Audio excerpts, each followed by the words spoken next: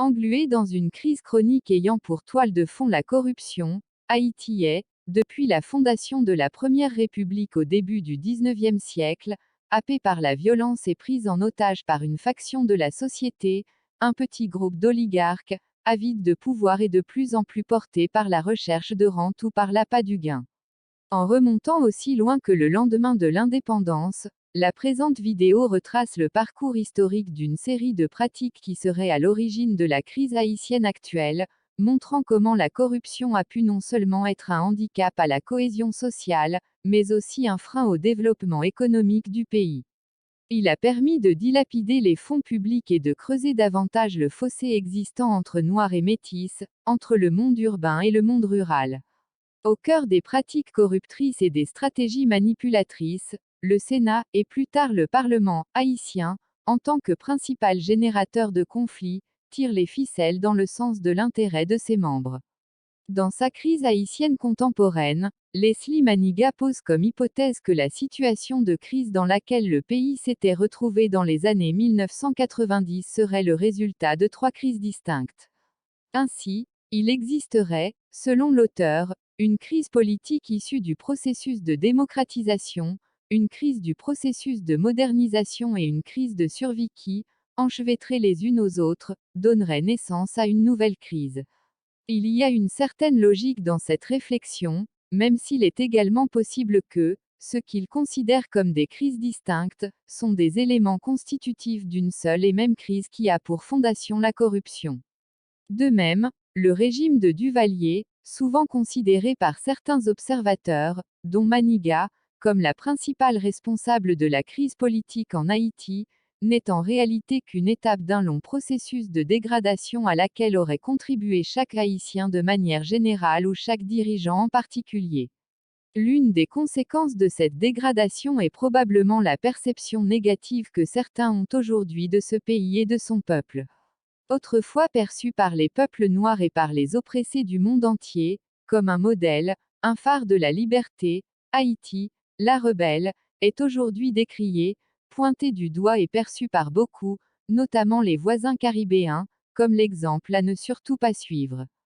Comment est-ce possible? Comment un pays, qui a aidé autant de peuples ou de pays, dont le Venezuela, la Colombie, la Bolivie, l'Équateur, la République démocratique du Congo, la Guinée, Israël et même la Grèce, a-t-il pu passer du statut inspirant de porte-voix du monde noir à celui aussi dénigrant du repoussoir? Difficile d'y trouver une explication objective. Certains observateurs le trouvent même très curieux que dans un si petit pays, dont le territoire est à peine plus vaste que l'État de Maryland, soit l'équivalent de la Bretagne, on ne parvienne pas à mettre un terme à la misère, alors que des milliards de dollars lui ont été déversés ces dernières décennies. Haïti est, en effet, une terre de paradoxes où le meilleur, comme du pire, est possible, et elle aurait sans doute connu un meilleur sort si les dons qui lui sont, en principe, destinés n'étaient pas dispersés, détournés et souvent partagés en amont entre donateurs et sociétés contractuelles, via un vaste réseau international opaque voire mafieux, organisé par certains des supposés donateurs eux-mêmes.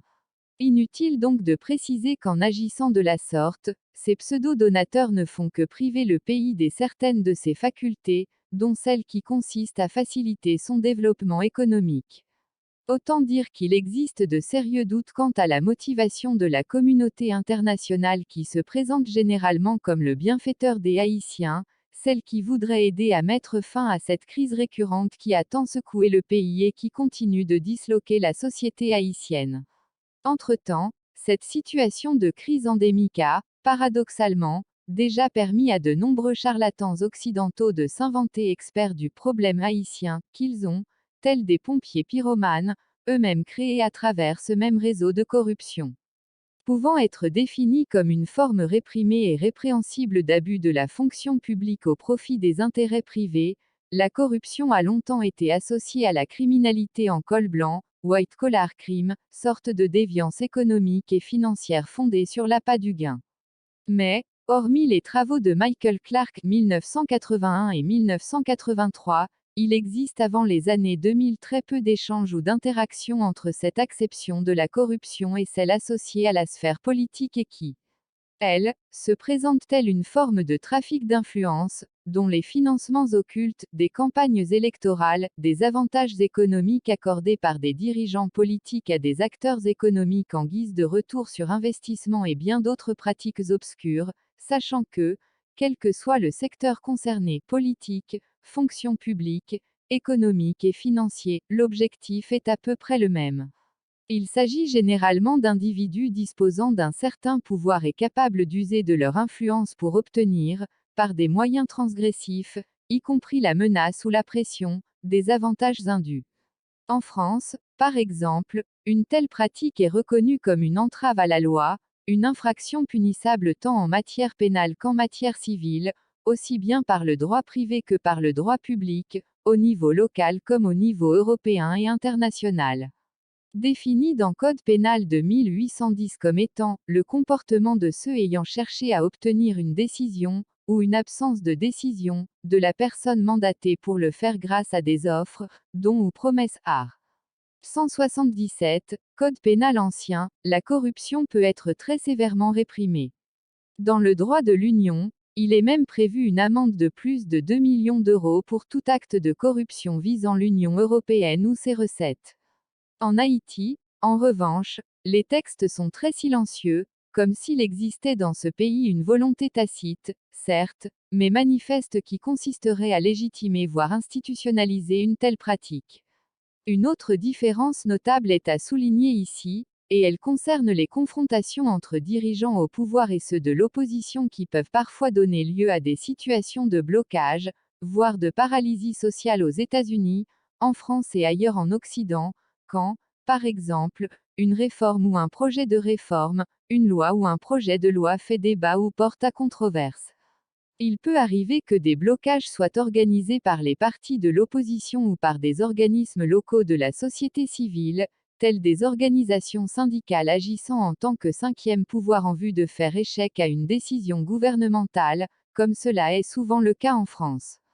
Mais, si la corruption est tout aussi dévastatrice dans ces pays, il paraît, cependant, inconcevable qu'une décision ou un projet gouvernemental soit resté bloqué au niveau du Parlement par des parlementaires de l'opposition au seul motif que le gouvernement ait refusé de monnayer ou ne monnaie pas assez les votes. Pourtant, en Haïti, la pratique est devenue quasi systématique au point que certains parlementaires ne ressentent aucune gêne à afficher ou à rendre publiques leurs manœuvres dans les médias locaux et sur les réseaux sociaux. En matière de recherche, cependant, malgré la publicité qui lui est dédiée, la corruption demeure un objet peu étudié probablement parce qu'il est également difficile à étudier. Une telle difficulté se caractérise notamment à travers la cueillette des données exploitables, étant donné que l'asymétrie d'information et le pouvoir discrétionnaire des principaux acteurs contribuent à rendre cet univers de plus en plus impénétrable. Une enquête visant la corruption peut, en effet, déclencher des actes de violence ou de représailles assez importants, et des mesures d'intimidation visant, en fonction des enjeux et des personnes concernées, à imposer le mutisme. C'est la loi du silence, semblable à celle très couramment utilisée dans le milieu mafieux. Dans la sphère politique aussi, quand des intérêts importants sont en jeu, certains individus sont prêts à tout pour les protéger et garder les secrets qui y sont souvent associés. D'ailleurs, dans ce secteur, comme dans celui de la fonction publique, la preuve de la corruption est souvent impossible à établir. Pourtant, cette pratique très ancienne qu'est la corruption n'a pourtant pas été l'objet de beaucoup de travaux. Alors que les histoires de collusion dans le milieu politique, dans le secteur d'affaires et dans la presse avaient largement occupé les esprits à la fin du XXe siècle au point que certains écrivains, français notamment, décidaient d'en faire la toile de fond de leurs récits respectifs. Cela a notamment été le cas de Guy de Maupassant dans son roman Bel Ami, paru d'abord sous forme de feuilleton dans le quotidien Gil Blas, ou encore d'Émile Zola dans l'Argent, 18e volume de la série Les Rougon-Macquart. Pour ce qui concerne la recherche scientifique, il a fallu attendre le XXe siècle. L'un des premiers travaux scientifiques à paraître au début du siècle est l'œuvre d'un journaliste et chercheur états-unien, Stephens, 1904. Ce n'est que vers la seconde moitié du siècle, avec notamment la théorie du crime, de Gary Becker, que des travaux en sciences sociales ont pu voir le jour. Mais, avant les années 1980, ils vont essentiellement porter sur la sauvegarde de la démocratie ou les usages des mandats publics et sur la crédibilité des systèmes de représentation sur lesquels reposent les démocraties en général. Il est vrai que dès 1956, le sociologue Charles W. Mills avait déjà posé quelques jalons dans ce champ d'études, en mettant en relation les comportements déviants des acteurs politiques et les manœuvres aussi déviantes des élites économiques.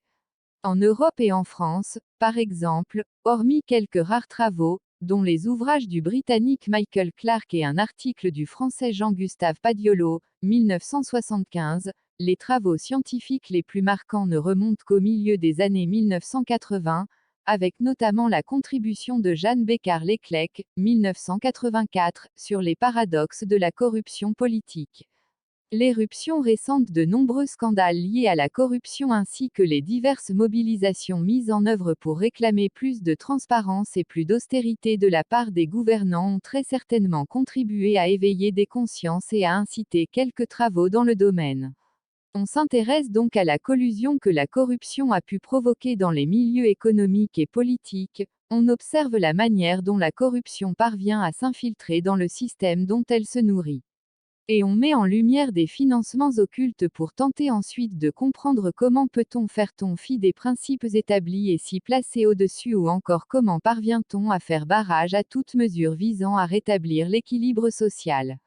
Certains auteurs analysent des manœuvres visant à déstabiliser le système pour en prendre le contrôle, alors que d'autres s'interrogent sur ces racines historiques d'une telle pratique. Pour ce qui concerne Haïti, hormis une très longue étude portant sur l'économie politique de la corruption, réalisée entre 2003 et 2007 par l'économiste Leslie Péan qui examine, entre autres, certaines incidences de la corruption sur l'État marron, il n'existe pas dans la littérature, encore moins dans le domaine scientifique, de dynamique similaire ou comparable à celle observée aux États-Unis et en Europe. Dans cette nation pathétique, Metellus, 1987, en effet les possibilités de travaux sont minces, les difficultés nombreuses. Dans leur article paru en 1998, les sociologues Malundal et Ruben Sillier ont omis cette question pourtant centrale qu'est la corruption, associant plutôt les difficultés socio-économiques d'Haïti au caractère irrationnel des décisions de politiques économiques depuis 1980. Or, en Haïti, la corruption prolifère à une vitesse considérable et s'est infiltrée dans les plus hautes sphères de l'État. Elle affecte profondément le système au point de transformer cette république en une véritable kleptocratie, faisant ainsi passer certaines malversations ou conduites illicites pour des pratiques normales, honnêtes et raisonnables. En Haïti, en effet, l'économie s'associe à la politique pour donner une forte impédance aux élites traditionnelles qui excluent progressivement de l'équation politique et du jeu démocratique, imaginaire, le peuple, la masse, qui a vu son statut se réduire à celui du simple spectateur. Son vote ayant été rendu inutile ou sans effet, à cause notamment des manipulations de scrutin nombreuses et récurrentes, dont les résultats sont souvent connus d'avance. Le présent article, tiré d'une étude en cours sur la crise systémique haïtienne, tente de replacer dans leur contexte certaines de ces pratiques qui ont modelé le système haïtien. Ce travail s'articule autour de trois axes principaux qui sont autant de thèmes abordés, les pratiques des élites, les conséquences socio-économiques pour le reste de la population, en particulier les plus défavorisés, et aussi l'implication ou l'impact de certaines des anciennes pratiques sur la situation actuelle. Alliant des méthodes empiriques et analytiques issues de divers champs ou domaines des sciences humaines et sociales, dont l'histoire et la sociologie, il propose une vision de la réalité en se basant sur des faits et des événements historiques. L'objectif étant non seulement de trouver des corrélations, des imbrications et des tensions éventuelles entre le passé et le présent, mais aussi de montrer en quoi la crise actuelle est-elle la conséquence de certaines inconséquences de l'élite traditionnelle haïtienne ou plutôt d'une oligarchie bourgeoise ou embourgeoisée.